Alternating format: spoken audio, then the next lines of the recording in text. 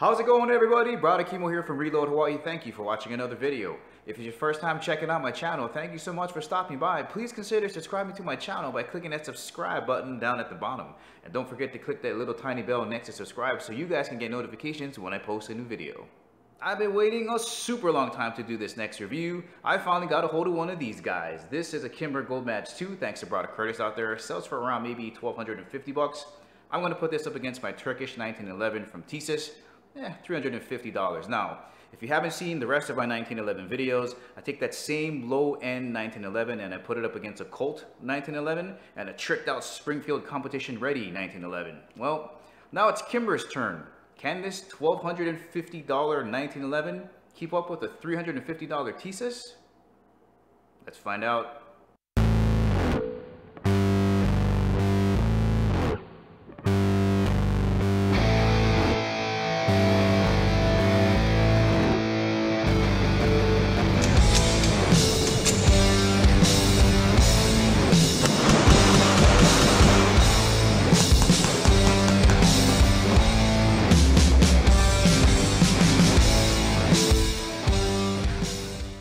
Oh mama, I've been waiting for a long time for this review, taking a very cheap 1911 and putting it up against a legit above $1,000 1911. There is your stat sheet. Let's have a closer look at them side by side. All right, let's have a look. We got the Tisas here for $350 and the Kimber Gold Match 2 for $1,250. Holy cow, that's expensive, but check out the finish. High polish bluing on this guy. Look at the Kimber engraving. Man, that is beautiful work. Got Gold Match 2 right here on that side. Just well done there. That's one of the most obvious things that you can see when looking at these guys versus the Parkerization on here. It's very durable. So if you just want something to bang around and you're somebody that just really likes to bang their stuff around, get something with a Parkerized finish. Don't go bluing or high polish. It's going to just really piss you off. Or if you're OCD and you don't like the way that the fingerprints get picked up, I think the newer Kimber Gold Match 2s come in a matte finish, so you don't have to worry about all the fingerprints getting picked up. One of the other differences right off that you can see are the grips, right? You got these plastic grips, which is a cost saver, versus these pimped out double diamond rosewood grips. Check that out, man. These really give you a better grip on the handle versus these slippery plastic ones here. Since we're back here, let's talk about the back half of this. You got skeletonized hammer. You have a beaver tail, extended beaver tail here, which is great. I'm going to show you on just a second. And you have an aluminum trigger face here, skeletonized with an adjustment screw. Now, getting back to the nice grip here, extended beaver tail feels so good compared to getting chunked down on right there. You know, this pistol has never done this to me before, but I guess after shooting, 200 rounds or whatever, it was just going bang, bang. Got me all. I don't know if there's a burn there or something. But again, $350 versus $1,250. That is a welcome support to have in your hand with that extended beaver tail. Magazines releases are the same. Ambidextrous safeties here, right, on both sides here versus just having them on one side here. Here. And sights, standard GI sights, adjustable for windage, left and right. Way down front, you can see that tiny little notch there for your front post. And I'm going to call these Bomar-like sights, but they're calling them Kimber adjustable sights. Here is your elevation. Here is your windage screw on that half. And nice sight picture here. It fills up the whole thing down there. The only other thing I can think that's worth mentioning is the guide rod situation in the front. Full guide rod, right? Some guys will get all wet and be like, you gotta have extended guide rod. Well, this one just has a standard guide rod length. Well, there's a look at both pistols up close. Let's have a look in more specifics.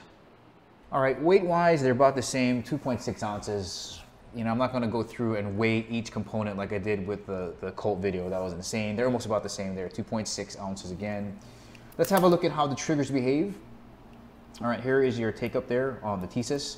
And for the most part, most of the 1911s I shoot, they're very, very short take up, very short reset, as we can see here. I'll do this one more time.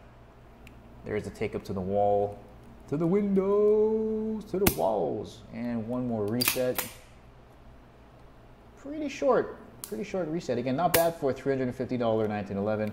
Now here's a Kimber.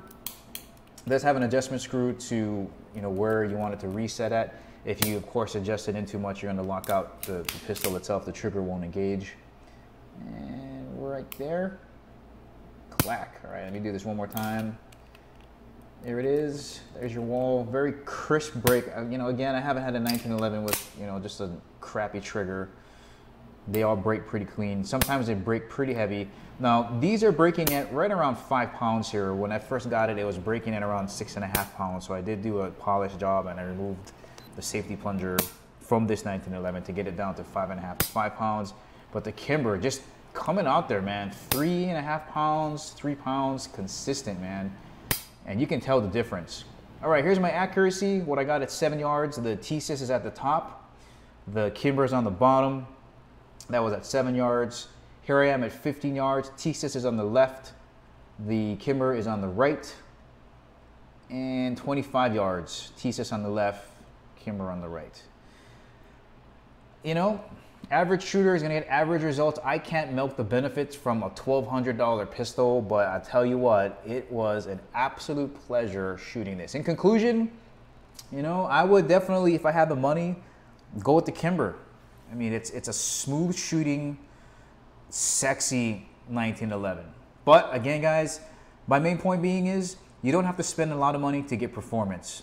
The shiny finish, the serrations on the front, the grips, the skeletonized hammer, those are all just makeup, right? It doesn't get to the main point of basic marksmanship that if you train with what you got, you're gonna do good. Guys, that's the ending of this review. If you liked it, please share it as much as possible. Give me the thumbs up, like it, like it, like it. If you haven't subscribed to my channel, please do. And as always, I will catch you guys later.